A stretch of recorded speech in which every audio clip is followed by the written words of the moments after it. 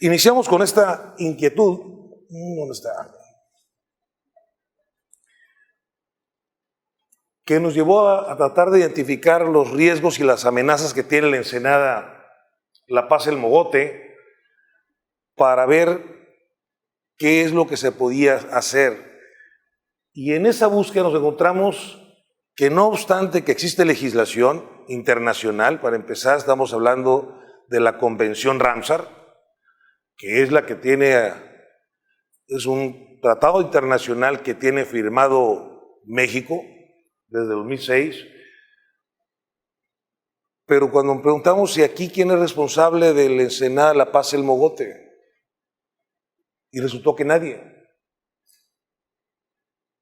Y la otra parte es que las autoridades desconocen que los tratados internacionales se aplican al gobierno, pero el gobierno mexicano en su conjunto, que incluye a los ciudadanos. O sea, es el gobierno federal, el gobierno estatal, el gobierno municipal y la ciudadanía.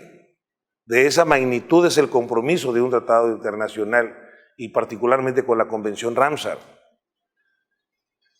Y en esa búsqueda, pero el sujeto obligado, si queremos ver ese tema, ¿a quién nos dirigimos? Y resulta que los sitios Ramsar que no están dentro de del polígono de un área natural protegida, están solos. No tienen un programa de conservación, no tienen forma de vigilar, cuidar esa área. Y el mismo, en este caso, Benito Bermúdez, representante de la CONAM, porque la CONAM es, la paradoja es que no es la responsable de las áreas naturales de los sitios Ramsar. Es la autoridad de gobierno designada como representante de México ante la Convención Ramsar. No es exactamente un sujeto obligado, es nada más un enlace. Entonces, por esa razón, solamente los sitios Ramsar que quedan dentro del polígono de la natural protegida la atiende directamente con CONAM. Si no es así, no hacen absolutamente nada. Siguiente. Este fragmento se los pongo porque esta resolución 5.7 y lo demás que se pidieron, planes de manejo para todos los sitios Ramsar, si bien es cierto que están señalados y obligados, no hay un ordenamiento jurídico que obligue a eso. Esto es algo que está, digamos que esta es una carta a Santo Claus. Los sitios Ramsar deben tener un programa de manejo. ¿Y eso qué significa? Tener personal a su cuidado, tener recursos presupuestales asignados, tener toda una serie de actividades que tengan que ver, sí, con la conservación, pero también en su caso con el aprovechamiento. Y esto se tiene, de los 11 sitios Ramsar que tiene, el de la Ensenada de La Paz se elaboró en 2013 más o menos, 2013, 2015 por ahí, el programa de manejo de este sitio Ramsar. Incluso fue financiado por la propia CONAM. Se concluyó, no quedó bien, se le entregó a la CONAM, pero ahí se quedó guardado. Y sigue de esa manera. La que sigue, a ver qué tenemos. Y estos datos que vienen ahí, ¿cuál es la función del humedal costero? Y algunas funciones como las hidrológicas, de contigüidad, de regulación climática, están señaladas como características de los sitios Ramsar en la norma 022/Semarnat 2003, donde se le reconocen esa serie de factores, pero la norma habla de cómo se debe de manejar, pero no responsabiliza a quien los maneja. La siguiente. Las funciones de mantenimiento de la vida silvestre, la productividad acuática, son valores que se reconocen o atributos de los sitios Ramsar, pero seguimos con el problema de quién lo maneja y de qué se va a hacer. ¿Qué sigue? Si buscamos asignarle un valor económico como referente, hay una serie de dificultades. Es posible que ustedes hayan escuchado, o a lo mejor llegan a escuchar, cuánto vale una hectárea de humedal. Y a partir de ahí se hace una serie de análisis. Hay quienes le ponen $37,000 anuales, hay otros que le pueden asignar hasta $1,000,000 anuales, pero ¿a partir de qué está el valor? Y unos van a encontrar que lo que asignan alguna de las herramientas del valor económico total es que, como no son mercados reales, son mercados ficticios. Esto es, si hablamos de, por ejemplo, la técnica del costo de viaje para determinar cuánto vale un área natural protegida, es un referente. No es exacto, tiene muchos sesgos, porque es una encuesta y las personas pueden opinar lo que consideren, pueden tener empatía con el lugar y entonces le asignan un mayor valor. O pueden no tener empatía con el lugar y le asignan un valor mínimo, o no le asignan un valor.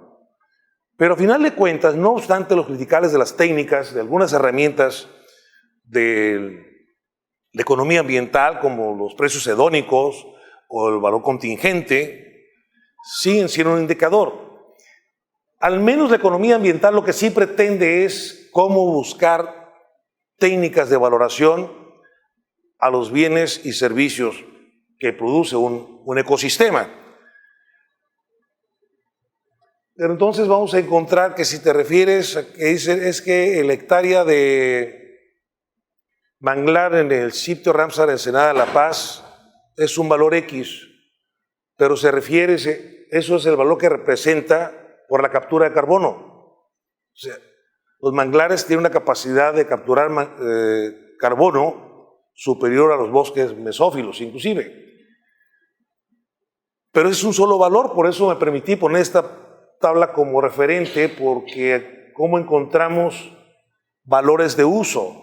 O sea, en sitio Ramsar puedes pensar aquí que hay pesquerías, pero la verdad es que no sabemos qué tanto se extrae, qué tipo de especies, en qué cantidades y a qué precios.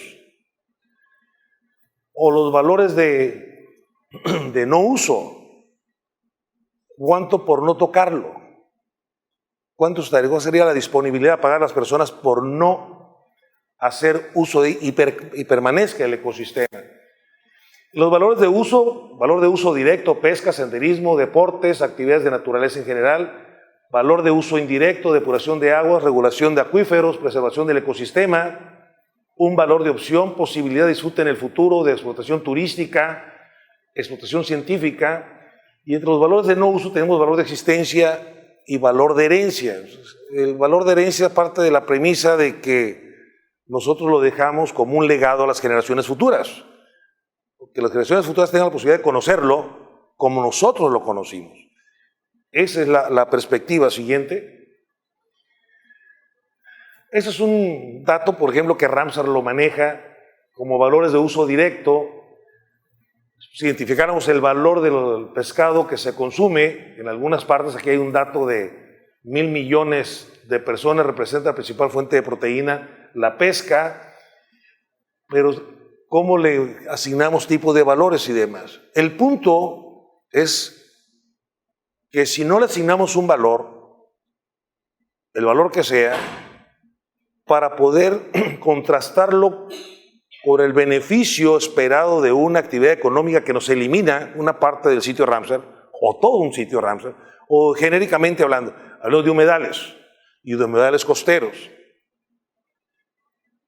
No tenemos una legislación que diga, por ejemplo, es que los humedales de la zona del Comitán, cada hectárea nos representa, por decir algo, $1,000,000 anuales. Si un proyecto va y destruye una hectárea de ahí, con esos datos que fueran puntuales de ahí, no referenciados, porque por eso hay eventualmente discrepancias entre los valores por humedales, porque cuáles fueron los elementos que componen.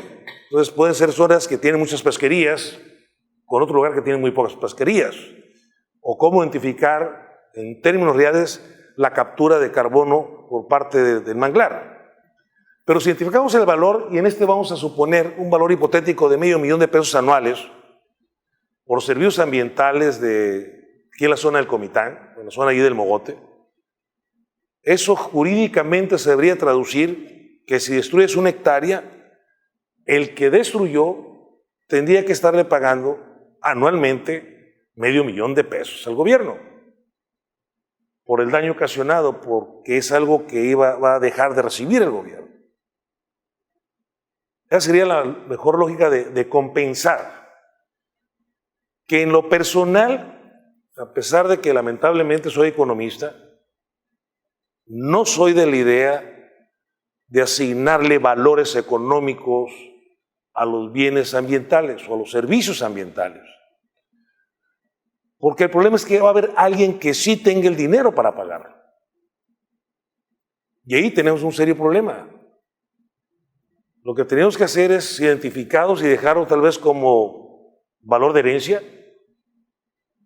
o un valor de existencia, que dejar la lógica de que es insustituible. Y es un serio problema cuando evaluamos.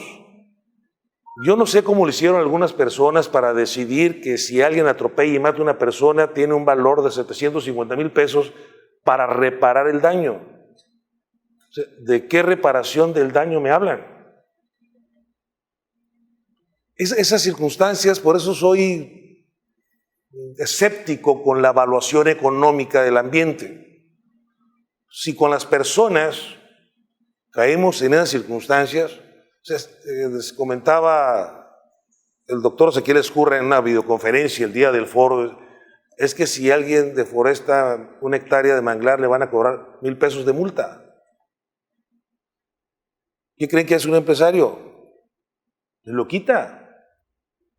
O sea, las disposiciones legales, las sanciones penales, no tienen comparativo con incumplir con la ley. Cualquier persona lo incumple, porque sabe que la multa es mínima. Es más, los empresarios llegan a decir, me sale más barato que me multen que hacer todo el trámite. Por eso se cambió la Ley General de Desarrollo Forestal Sustentable, porque antes provocaban los incendios. Entonces modifican la ley para decir, no, si una zona es incendiada, por lo que sea, será intocable los siguientes 20 años, como un mecanismo de evitar los incendios. Casi todos los incendios en algunas zonas, por ejemplo, el Bosque de la Primavera, cerca de Guadalajara, los incendios eran provocados para hacer sus desarrollos inmobiliarios. Y lo que iba a pasar en Chiapas y demás, bueno, han encendido hasta manglares. Con esa lógica, pero ya demasiado otras se dan cuenta que no les va a funcionar porque la ley ahí está. Siguiente. Esta es una disposición de la norma 022 para manglares, que es que debe existir un ordenamiento y valoración apropiada de los servicios ambientales que proveen esos ecosistemas cuyo valor ecológico, económico directo e indirecto, cultural, científico y recreativo debe mantenerse. Aquí esta disposición nos puede meter en un conflicto, porque si queremos defender el sitio Ramsar Salada Paz, no tenemos suficiente información para decir este sitio Ramsar tiene un valor económico, ecológico, científico, porque vos tenés datos aislados. Entonces lo que necesitamos es hacer adecuaciones a la legislación para tener certeza de que ese patrimonio natural no se va a ver disminuido. Y esas son algunas de las conclusiones que se encontraron en este foro. Siguiente. Esto se los había comentado, de que los sitios Ramsar fuera de un polígono de área natural protegida no tienen ninguna forma de protección. Lo siguiente.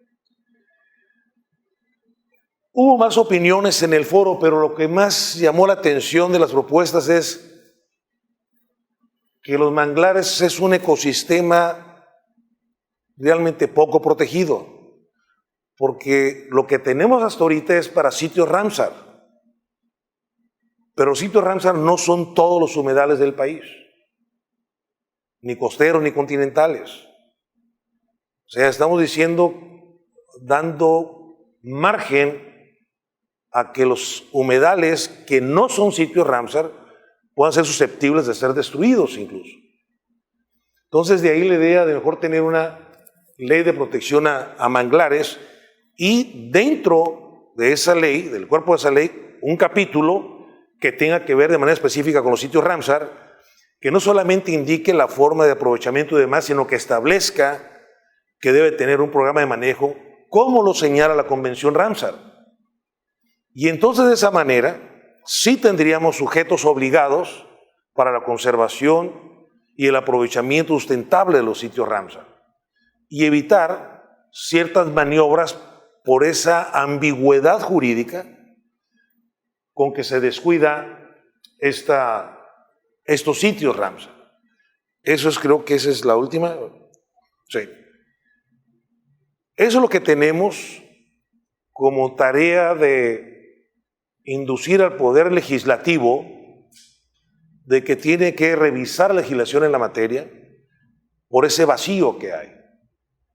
Y necesitamos tener los programas de manejo de manera formal, con aplicación práctica. Como les mencionaba hace un momento, de los 11 sitios Ramsar que tiene Baja California Sur, 2 tienen programa de manejo, pero los 2 están archivados.